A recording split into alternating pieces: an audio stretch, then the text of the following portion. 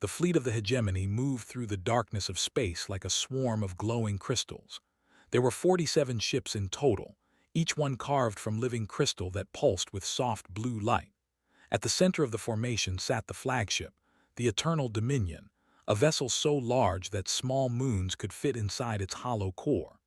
Ambassador Prime stood on the command deck, his four arms folded behind his back, watching the yellow star grow larger on the viewing screen. This star had a name now. The primitives who lived on the third planet called it Sol. They called themselves humans. Had done this many times before. In his 300 years of service to the hegemony, he had personally overseen the integration of 11 species into the empire. The process was always the same. The fleet would arrive. The primitives would see the size and power of technology. They would fall to their knees in worship or terror. Then they would accept their place as servants of the hegemony, grateful to be allowed to exist at all. It was not cruelty, reminded himself. It was simply the natural order of things. The strong ruled. The weak served. The hegemony had maintained peace across 1,000 star systems for 12,000 years through this simple truth. His second-in-command, a younger named, approached with a data tablet. Ambassador Prime, we have completed our initial scans of the third planet. Population approximately 8 billion. Technology level appears to be early space age. They have primitive satellites and have placed a few small stations in orbit. Nothing of military significance. Made a sound of satisfaction. As expected, have they detected our approach? Yes, Ambassador Prime.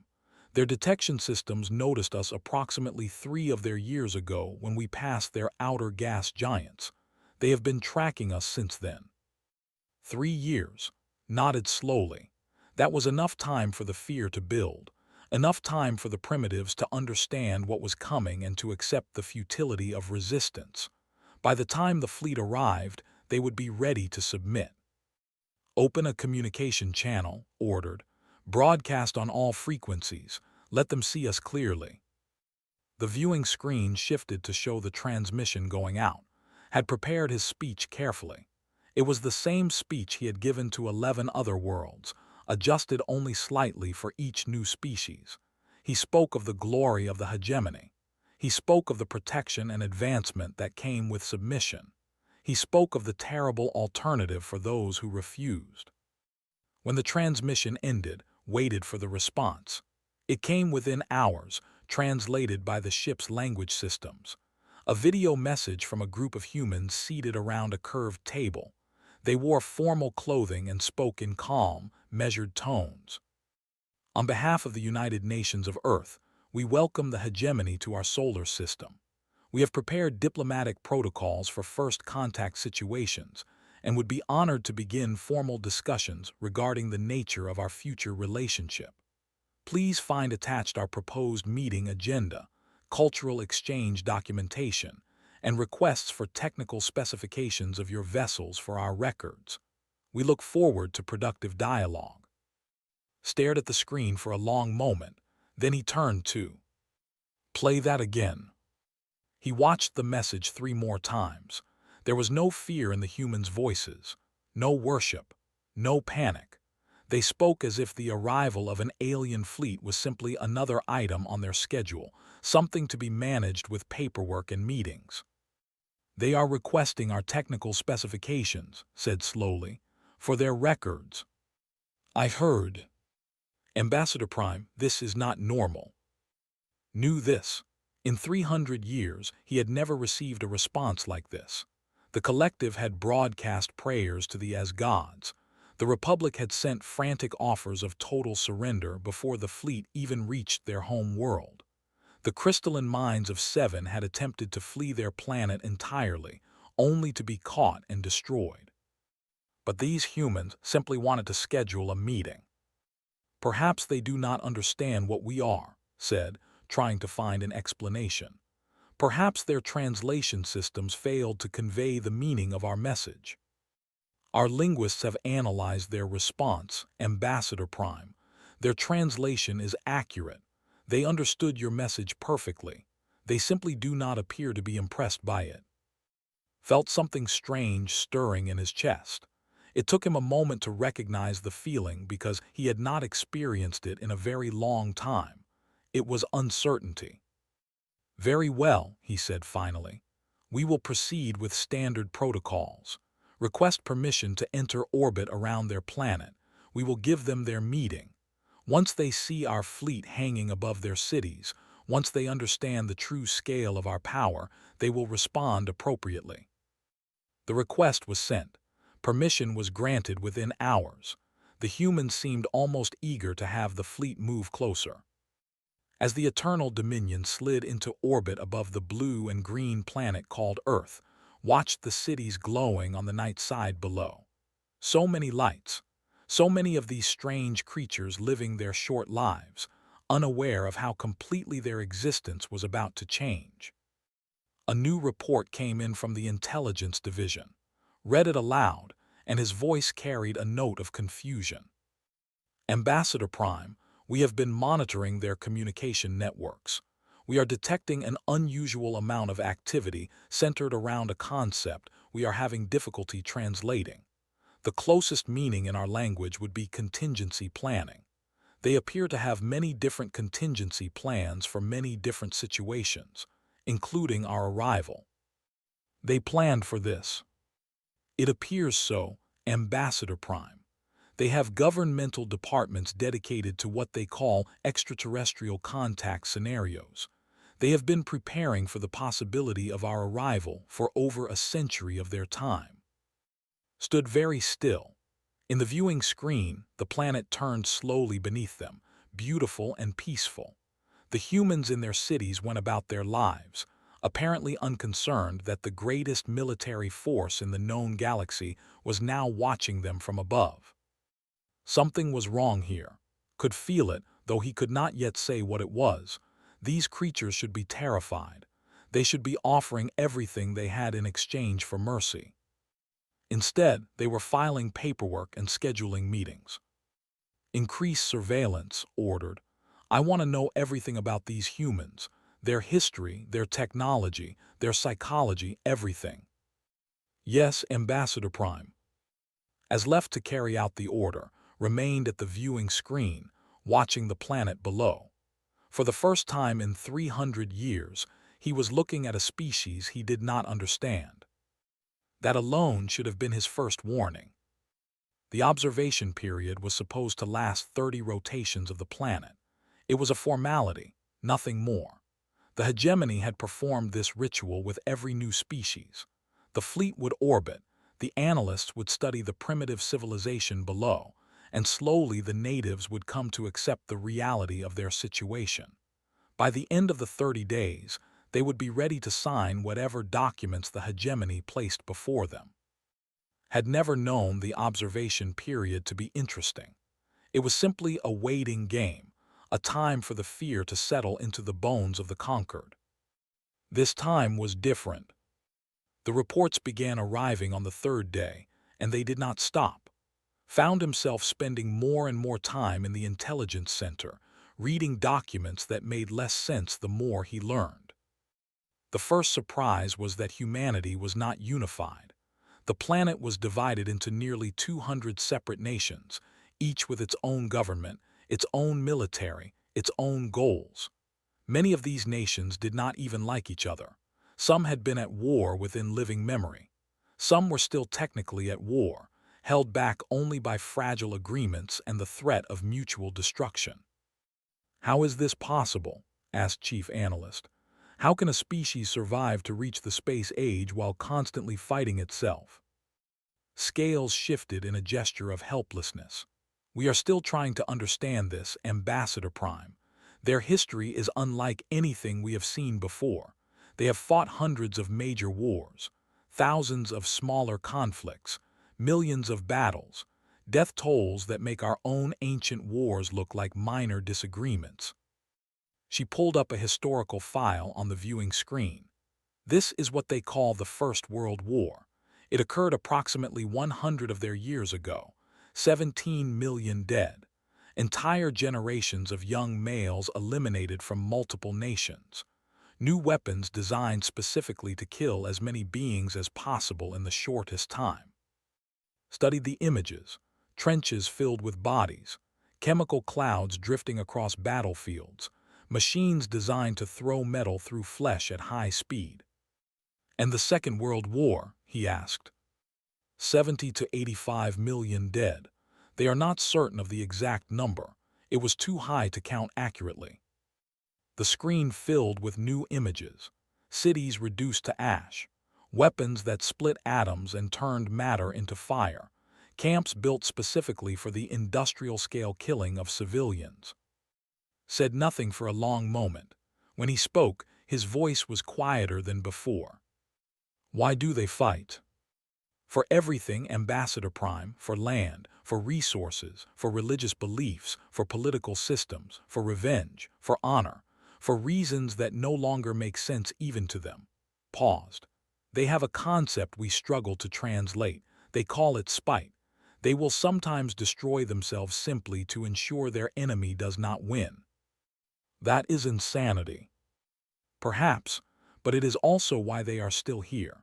Any species that survives this level of self-inflicted violence must be remarkably difficult to kill.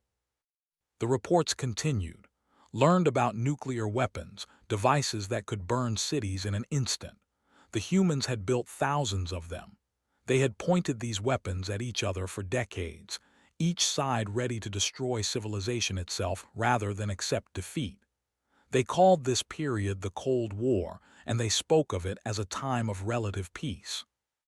He learned about biological weapons, diseases designed in laboratories to kill specific populations. He learned about chemical weapons that melted flesh and burned lungs. He learned about psychological warfare, torture techniques, and interrogation methods that the hegemony had banned thousands of years ago as too savage for civilized species. But the most disturbing discovery came on the 12th day. Entered's quarters without announcement, which was a serious breach of protocol. His scales were pale, almost white, a sign of extreme distress. Ambassador Prime, you need to see this. They returned to the intelligence center. Was waiting, her forearms wrapped around herself as if she was cold. We have been analyzing their detection records, she said. Trying to understand how they knew of our approach. We found something we did not expect. She pulled up a timeline on the screen. They detected our fleet 3 of their years ago. This we knew. What we did not know is what they did with that information. She highlighted a series of data points. Within 1 month of detecting us, their major nations held secret meetings. Within 3 months, they had formed a unified military command specifically to address our arrival. Within 6 months, they had begun construction on new military facilities. Construction of what? Asked. Looked at him, and for the first time, saw fear in his eyes. Ships, Ambassador Prime. They have been building warships. That is not possible. They do not have the technology. They did not have the technology. They have spent the last 3 years developing it. Their progress has been remarkable. They have united their best scientists, their greatest engineers, their most innovative minds. They have been working in secret, underground, and in space on projects that should have taken them decades. She pulled up the latest intelligence images. Hidden shipyards on the far side of their moon. Massive construction platforms hidden in the asteroid belt. Test facilities buried beneath mountains and oceans. We do not know how many ships they have built, admitted. We cannot see them all. They are hiding them well. But Ambassador Prime, they are not cowering in fear. They are not preparing to surrender. She paused, and when she spoke again, her voice was barely above a whisper. They are preparing for war. Stood in silence, staring at the intelligence images. 3 years. They had known for 3 years, and instead of falling to their knees, they had started building weapons. Instead of praying for mercy, they had been planning a fight. He thought about the calm faces of the human diplomats in their first transmission. He understood now why they had not been afraid. They had already accepted that war was coming. They had already made their choice. What manner of species is this? whispered beside him. Did not answer. He was beginning to realize that everything he thought he knew about first contact was wrong. The hegemony had spent 12,000 years conquering species that feared death. They had never encountered a species that seemed to welcome it. For the first time in his long career, Ambassador Prime was not certain what would happen next, and that uncertainty felt very much like the beginning of fear. Decided that the observation period had gone on long enough. Whatever the humans were building in secret, it did not matter. The hegemony fleet was the most powerful military force in the known galaxy. No primitive species, no matter how aggressive, could challenge 12,000 years of technological advancement. It was time to remind the humans of their place. He sent a formal communication to the Human Diplomatic Council. The message was simple and direct. The hegemony required a demonstration of submission. The humans would kneel before the power of or they would witness what that power could do. The human response came within hours. A woman named Ambassador appeared on the viewing screen. She was small and fragile-looking, with dark hair and eyes that seemed to hold no emotion at all. The hegemony wishes a demonstration of power, she said. Her voice was flat and calm. We understand. We have selected an uninhabited island in our Pacific Ocean as a suitable target. You may fire when ready. We will be observing. Found himself staring at the screen long after the message ended. No pleading, no negotiation, no attempt to avoid the inevitable. The humans had simply agreed, as if the destruction of part of their world was nothing more than an inconvenience. He gave the order. The Eternal Dominion's main weapon was a crystal lance, a concentrated beam of energy that could crack the crust of a planet if fired at full power. At reduced power, it could vaporize a small city. Ordered it fired at 10% capacity, enough to destroy the island completely, but not enough to cause damage to the surrounding ocean. The beam struck the island in a flash of blue-white light. When the light faded, there was nothing left. The island had ceased to exist. In its place was a crater of boiling water and melted rock. Waited for the human response. He expected terror now. Surely they understood what the hegemony could do. Surely they would beg for mercy. Instead, Ambassador appeared on the screen again. Thank you for the demonstration, she said. We found it educational. Now, if the hegemony permits, we would like to offer a reciprocal demonstration of our own capabilities. We believe in fairness and equal exchange. Almost laughed. What could these primitives possibly show him?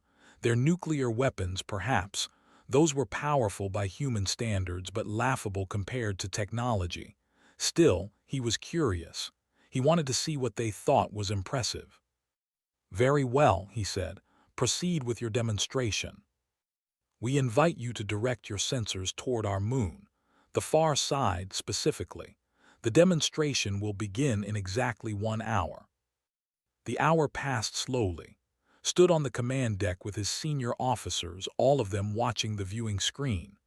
The moon hung in space, gray and silent, its far side hidden from the planet below. Then the hour ended, and the moon's shadow began to move. At first, thought his eyes were deceiving him. Shapes were emerging from behind the moon, sliding into view one after another. They were ships, but they were not the crude rockets he had expected. They were something else entirely. The first vessel was a wedge of dark metal, angular and sharp, like a blade designed to cut through space itself. It was followed by another, then dozens more. They moved in perfect formation, each one taking its place in a pattern that spoke of long practice and careful planning. Count them, ordered, his voice barely steady. 112 vessels, Ambassador Prime replied. Wait, more are appearing, 150, 180. The fleet kept growing. 200 ships, 250, 300. They filled the viewing screen, a wall of dark metal and gleaming weapons. These are warships, said from her station at the intelligence console. Purpose-built combat vessels, heavy armor, multiple weapon systems. Our sensors are having difficulty identifying all of their offensive capabilities." "How is this possible?" one of the officers whispered. "They were a primitive species 3 years ago." "They were never primitive," replied quietly. "We simply did not understand what we were looking at." Ambassador's voice came through the communication system. "Ambassador Prime, I would like to introduce you to the Sol Defense Fleet. This represents approximately 40% of our current naval capacity. The remaining 60% is positioned throughout the solar system in defensive formations." 40%. Felt his heart's beating faster. This was 40%. There were more ships hidden somewhere, waiting, watching. "We would now like to demonstrate our main weapons system," continued. "We have prepared a target asteroid in the belt between our fourth and fifth planets. Please observe."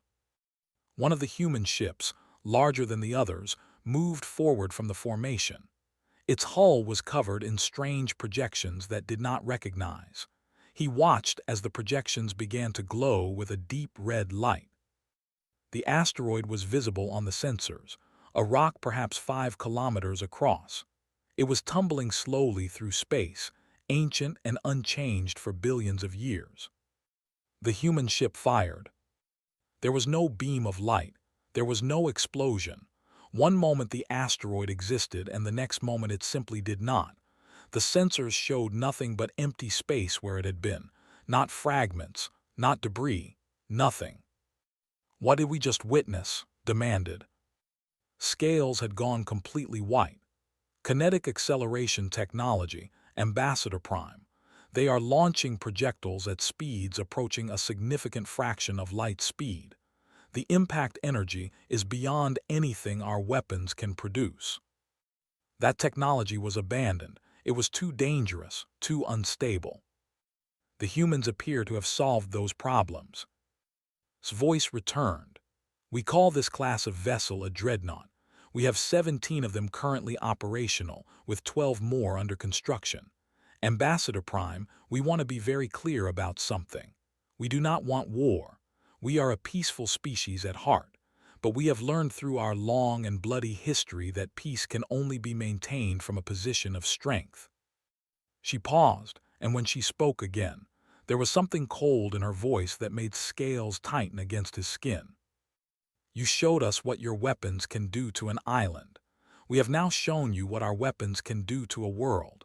We hope this demonstration has been educational for you as well." The communication ended. The human fleet remained in formation, waiting, watching. The Sol Defense Fleet, 300 warships that should not exist, armed with weapons that should not be possible, crewed by beings who should have been begging for mercy, stood on his command deck, surrounded by officers who had never known defeat, and for the first time in his long life, he understood what it felt like to be the smaller power. Ambassador Prime said quietly, "What are your orders?" Looked at the human fleet on the viewing screen. He looked at his own ships, suddenly seeming so much smaller than they had before. He thought about 12,000 years of hegemony dominance, and he wondered if that era was coming to an end. "We retreat to a safe distance," he said finally, "and we contact the Council. They need to know what we have found here." As the fleet pulled back, kept his eyes on the human ships. They did not pursue. They did not threaten. They simply watched, patient and ready, like predators waiting for their prey to make a mistake.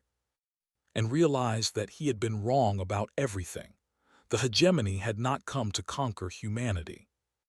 They had come to wake something up. The council chamber of the hegemony had stood for 8,000 years. It was carved from a single piece of living crystal grown over centuries into a perfect dome that could seat the 500 most powerful beings in the known galaxy. Light filtered through the crystal walls, casting rainbow patterns across the ancient floor. In all that time, the chamber had never witnessed true disagreement. Decisions were made quietly, efficiently, with the smooth grace of an empire that had never known real challenge. Today, the chamber was in chaos. Stood at the central platform, his report complete, watching the council members argue with each other in ways that would have been unthinkable a month ago. Some were shouting. Others had left their seats entirely, crossing the chamber to confront rivals face to face. The speaker's attempts to restore order went unheard. High Commander, leader of the military faction, was on his feet, his voice cutting through the noise. This is absurd. We are the hegemony. We have conquered 1,000 worlds. We do not retreat from primitives, no matter how many ships they have built. I propose an immediate full mobilization. Bring the entire armada to their system and crush them before they can build more. And lose how many ships in the process? This came from Counselor, head of the diplomatic faction. She was ancient even by standards, her scales faded to pale gray, but her mind was sharp. Our analysts have reviewed the human weapons. Their kinetic accelerators can destroy our capital ships with single strikes. A full assault would cost us perhaps 30% of our fleet. 30% is acceptable losses for the conquest of a new species. 30% is not acceptable losses when we do not know what else they have hidden. Gestured toward the viewing screens that lined the chamber walls. They showed images from his report, the human fleet, the destroyed asteroid, the calm face of Ambassador. We have seen 40% of their naval capacity. 40%. Where is the rest? What weapons have they not shown us? A younger council member spoke up. Surely they were bluffing. They cannot have built more than what they showed. The time was too short. Were they bluffing when they made an asteroid disappear? Asked. Were they bluffing when they tracked our fleet for 3 years without us knowing they were preparing for war? These creatures do not bluff. They plan. They prepare. They wait. Made a sound of disgust. You speak of them as if they were our equals. They are insects. Aggressive insects, perhaps, but insects nonetheless. We will crush them as we have crushed every species that dared to resist. Then let me ask you a question, High Commander. His voice was quiet now, and somehow that quietness was more frightening than shouting. What happens after we crush them? The chamber fell silent. I have studied human history, continued. I have spent the last week reading everything our analysts have gathered. Do you know what I learned? These creatures do not accept defeat. When we conquered the collective, they welcomed us as gods and served us faithfully for 1,000 years. When we conquered the Republic, they integrated peacefully into our empire within a generation. But the humans... She pulled up new images on the viewing screens. Burned cities. Resistance fighters hiding in mountains and forests. Bombs exploding in occupied streets. They have a concept called guerrilla warfare. They have spent centuries perfecting it. When a larger force conquers them, they do not surrender. They hide. They wait. They attack in small groups, striking and vanishing. They do this for years, for decades, for generations. They pass their hatred to their children and their children's children. They never stop. She let the images fade. If we invade their world, we will win. Eventually, but we will never truly conquer them. They will resist us forever. They will attack our supply lines. They will sabotage our installations. They will kill our soldiers one by one in the darkness in ways we cannot predict or prevent. And all the while their scientists will be working, building new weapons, finding new ways to hurt us. Then we destroy them completely, said. Exterminate the species, leave nothing behind. Can we? They have spread across their entire solar system. They have installations on moons, on asteroids, in stations throughout the void. To destroy them completely would require a campaign of total annihilation lasting years, perhaps decades. And during that time, what might they build? What might they do? She pulled up one final image, a document from human military archives, translated by linguists. They have 17 different weapons programs designed for what they call extinction-level retaliation.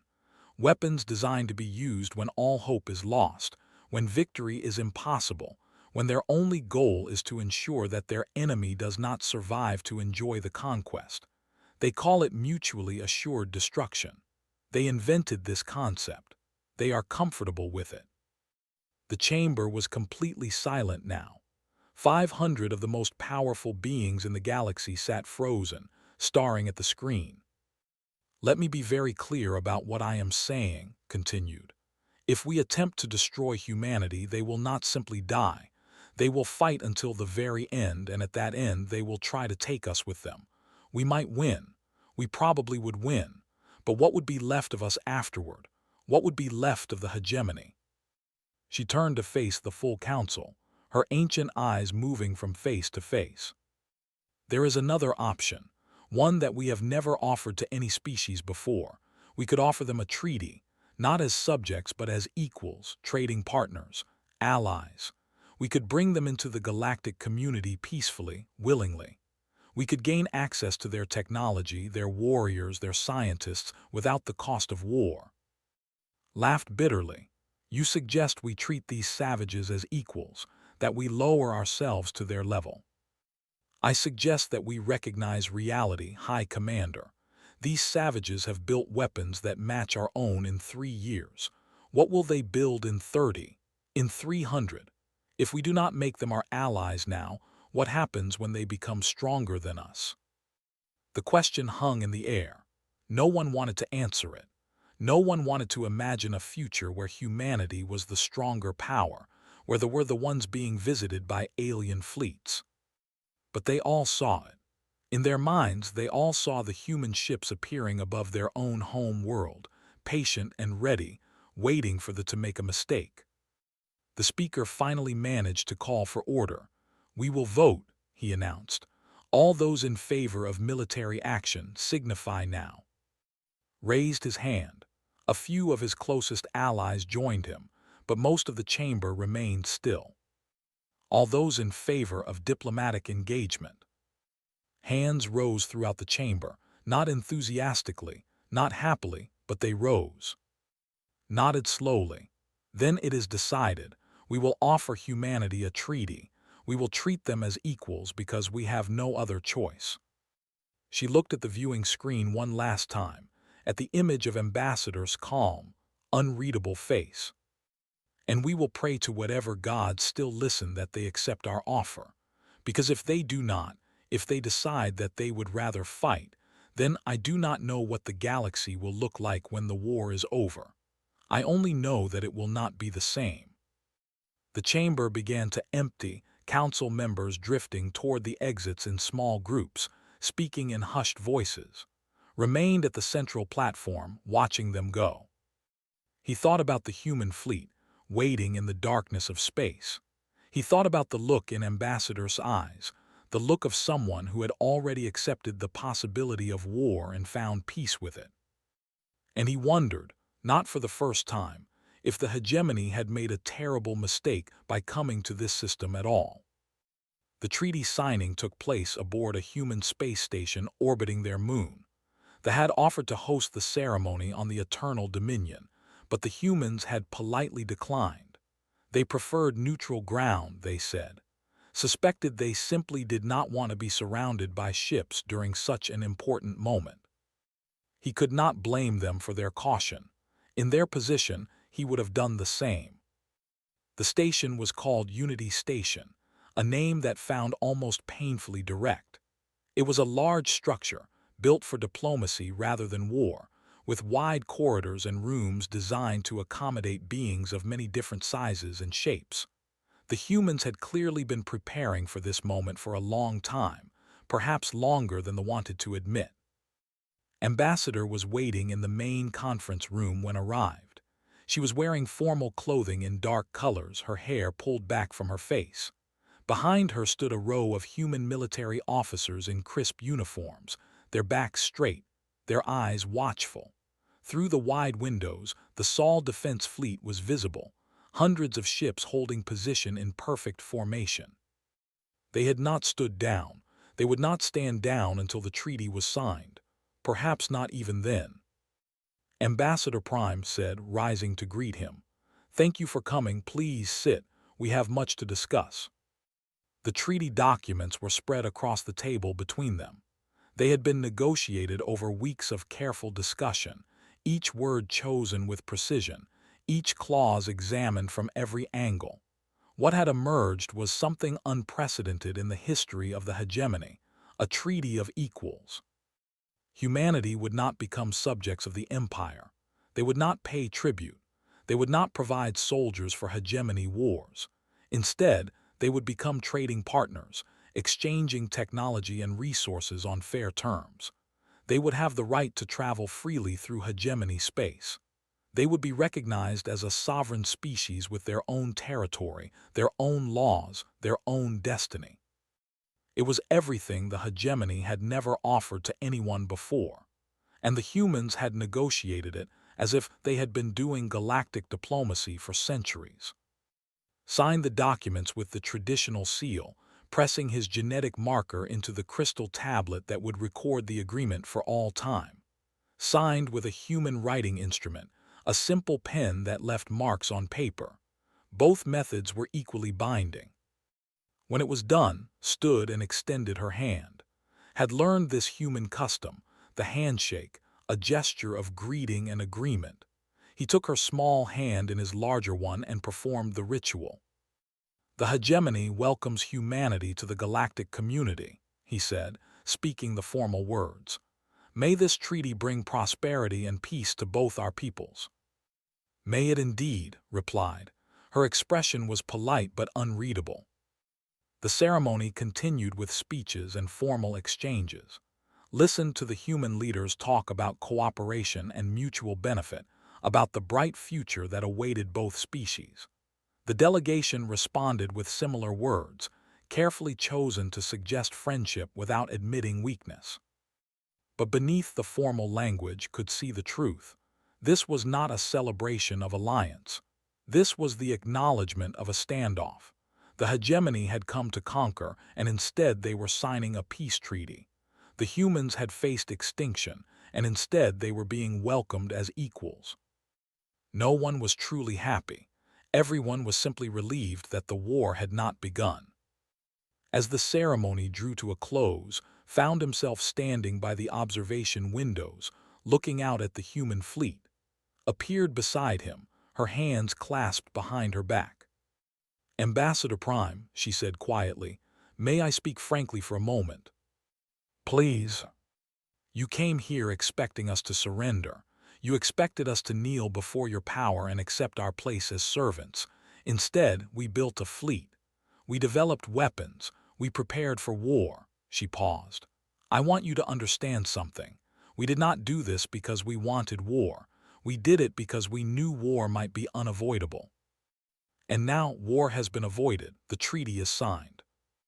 Yes, and I hope we never have cause to regret it. Turned to face him directly. But I want you to understand something else, Ambassador Prime.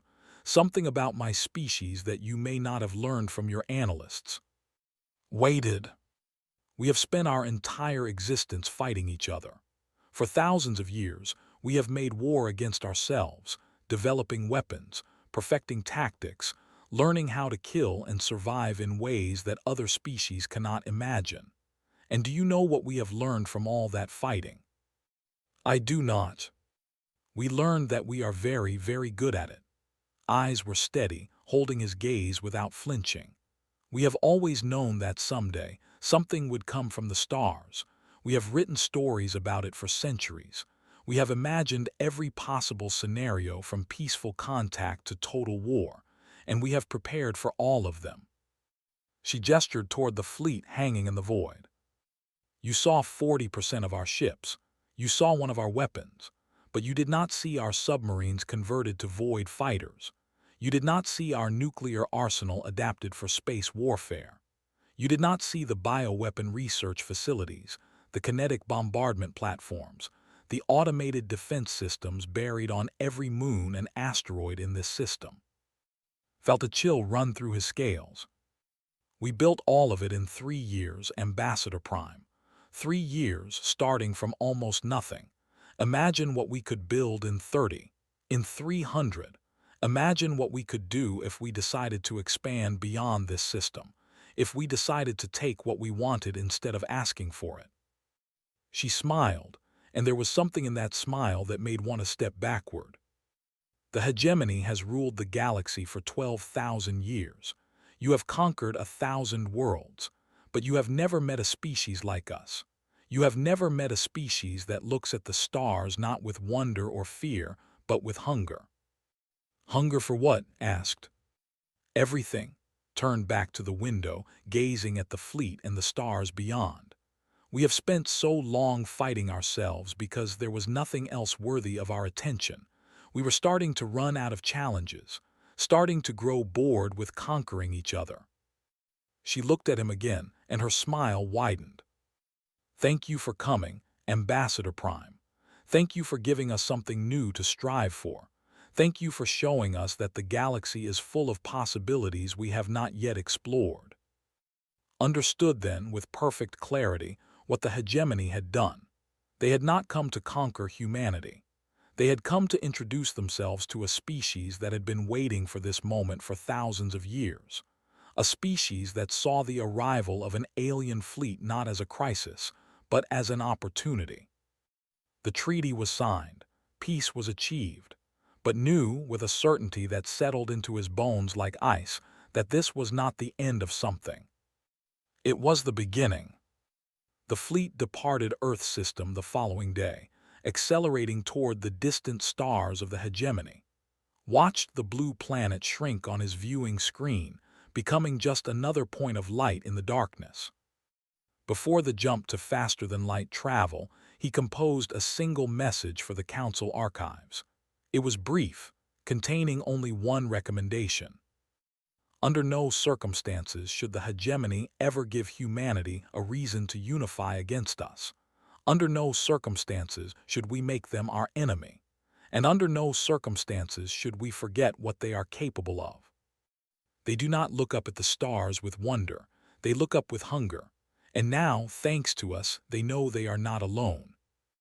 The universe has just become a much more dangerous place.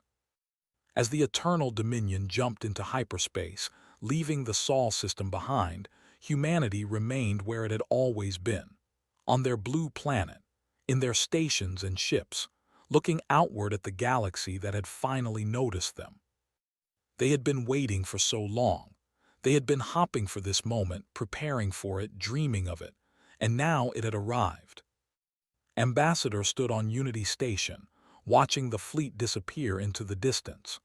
Around her, human officers and diplomats celebrated the treaty, congratulating each other on the peace they had achieved. But was not celebrating, she was planning. The galaxy was out there, waiting to be explored, waiting to be claimed, and humanity was finally ready to take its place among the stars. Not as servants, not as subjects, but as something far more dangerous. As equals. For now,